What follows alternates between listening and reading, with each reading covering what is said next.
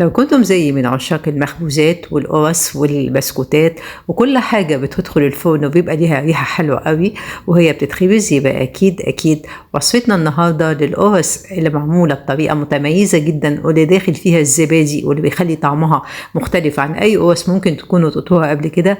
هتعجبكم جدا. لو أول مرة تشوفوني، أنا الدكتورة سهى. أتمنى تشتركوا في القناة وتعملوا لي لايك وشير. عندنا كيلو من الدقيق هننزل عليه بربع معلقة ملح ومعلقة ينسون ومعلقة شمر مطحونين و2 معلقة سمسم محمص، وهنقلبهم حلو قوي مع بعض، وهنخلي المقادير الجافة على جنب.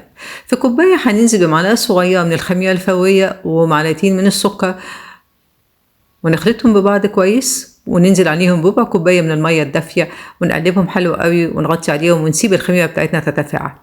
هننزل بكوبايه من السمنه السايحه وكوبايه من الزيت ونسخنهم جامد قوي على النار بدون ما يقدحوا، وننزل بيهم على المواد الجافه بتاعتنا ونبدا نقلبهم كويس قوي ونبس كويس جدا علشان كل ذرات الدقيق تتغلف بالماده الدهنيه. وبعدين هننزل عليهم بواحده زبادي كبيره ونخلط كويس قوي والخميره بتاعتنا بعد ما اتفعلت، ونبدأ نقدمهم حلو قوي بدون ما نعجن علشان ما يطلعش للعجينة بتاعتنا عرق.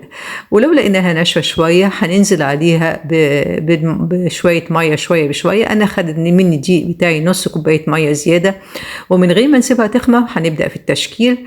أنا شكلتها على شكل دواير، وقسمت كل دايرة 2 عشان تطلع لي بالشكل اللطيف ده، وهرصهم في صينية مش مدهونة، وهعمل شكل تاني على شكل يعني صوابع كده، وهرصهم برضك في الصينية وادخلهم على فرن 180 درجة لحد ما لونهم يحمر.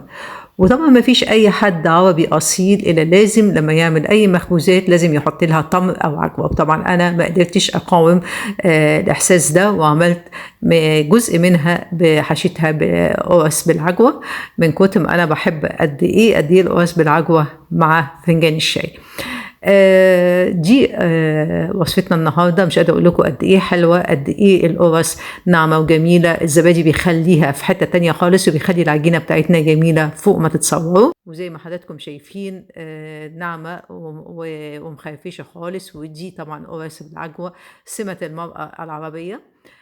أتمنى لو عجبتكم وصفتنا النهاردة للقرص بالزبادي إنكم تنفذوها وتكتبوا لي رأيكم وأسئلتكم في التعليقات، لأنها فعلا حاجة جميلة. وبالهنا.